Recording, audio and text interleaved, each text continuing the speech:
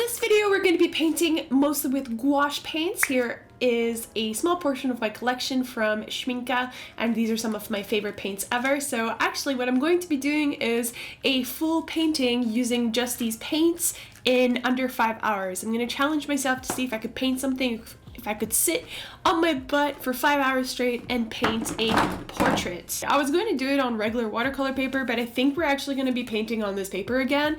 If you did not see my video from last week, I did get this in my Scrawlrbox. It is black paper and you can actually paint on it, and I really love the effect that it gave. So we're actually going to be painting using this paper again and just creating something that is relatively small. It's A5 size, using just Schmincke gouache paint, and of course maybe some pencil work in between for detail, but we'll see. So the clock has officially started, and throughout the video I'll be putting some timestamps alongside some of the clips that I'll be showing, so you can get a understanding of where certain things were painted at what time and if I made it beneath the 5 hour mark. In general, I did want to challenge myself with this sort of challenge to do something that was fully completed beneath 5 hours, just because it's been so long where I actually sat on my butt at my desk and did a full painting in one go. Nowadays, I tend to take a lot more breaks than I used to before, and I did really kind of just want to do it again, where I just sit down and paint straight on and not get distracted by anything this time around, and finally complete something for the first time in months. For the first hour or so of the portrait making process, I did focus a lot on the face, and I did want to get this right. I have the tendency to apply too many layers when working with gouache, and I really wanted to kind of limit that for this, but in the end it didn't turn out that way.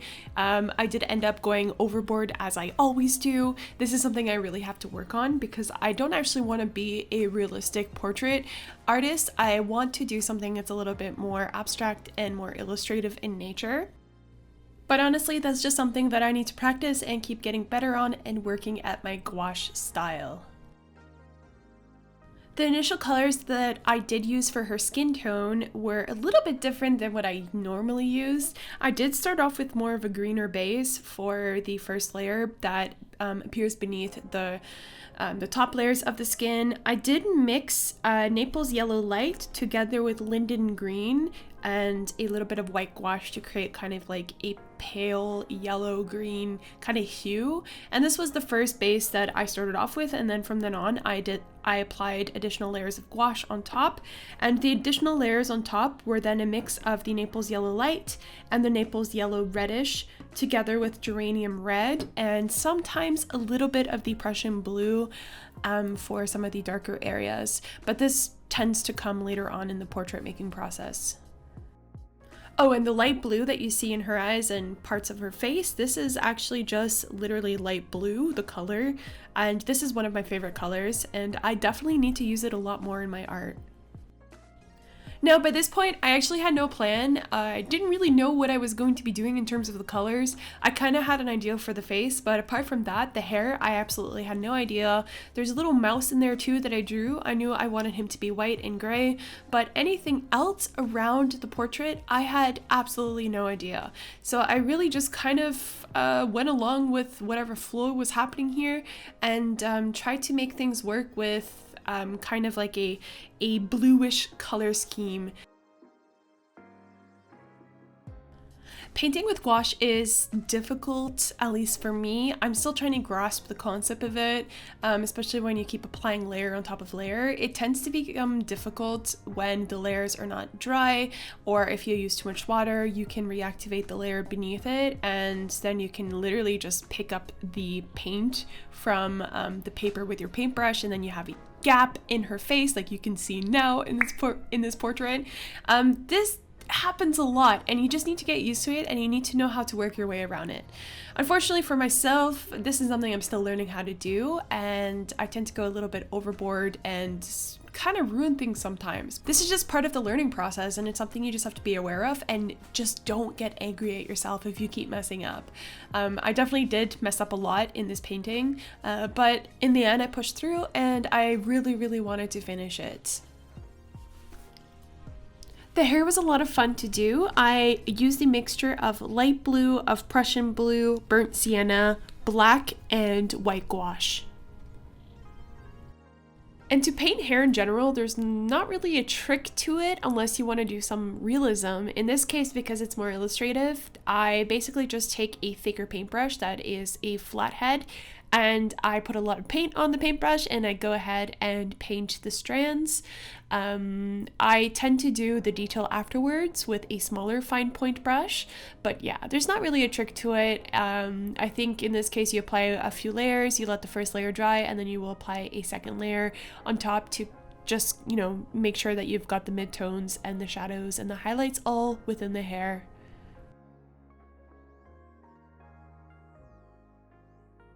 So for the rest of the portrait, I basically stuck with this blue-green sort of theme, not only for the hair and also some details on her face, but also for the floral work around the mouse and the subject.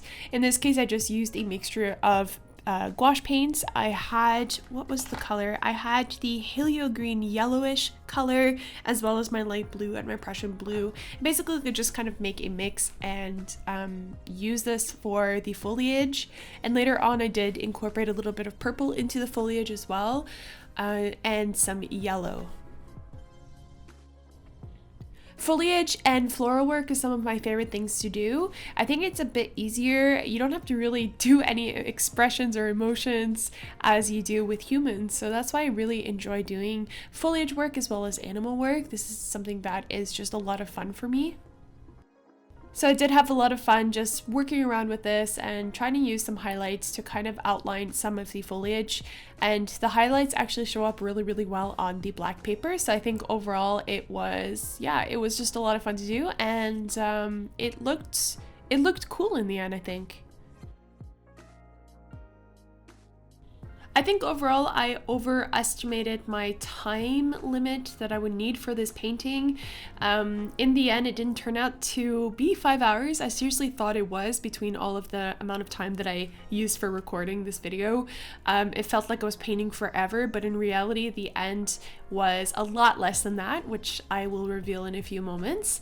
But yeah, I think it's a good challenge to do, just to kind of check in with yourself to see, you know, how long does it take you to actually do something, to finish something big, or just finish a whole piece in total. Because for some reason, sometimes it makes me feel like I require so much time and it's going to be so much effort, but the reality is it's a lot less time than you actually think it is to complete a whole thing from A to Z.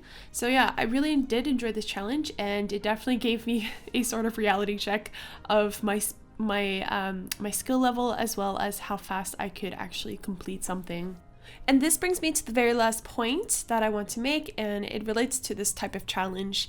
And basically the piece of advice I want to give from me to you guys is that as an artist, I think it's extremely important to finish things through all the way to the end. So when you start a new piece, just make sure that you finish it.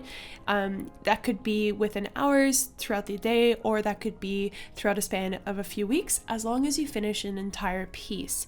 I say that because I developed the extremely bad habit of not finishing anything in 2019, just because my self-confidence was completely down and I just wasn't feeling it, and every time I tried to pick up gouache, I gave up instantly because things just didn't turn out the way I really wanted them to.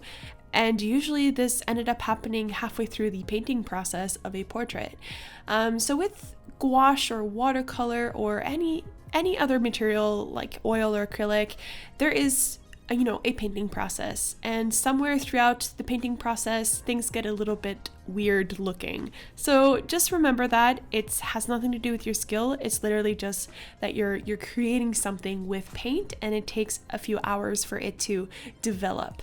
And just don't give up. Just finish things through the end, and you'll be so much happier that you did it. In conclusion, it did take me 2 hours and 31 minutes to complete this painting, and that's a lot less time than I anticipated, so I'm quite happy about that. That being said, I hope you did enjoy this video and this challenge, and I will be seeing you next weekend. Bye!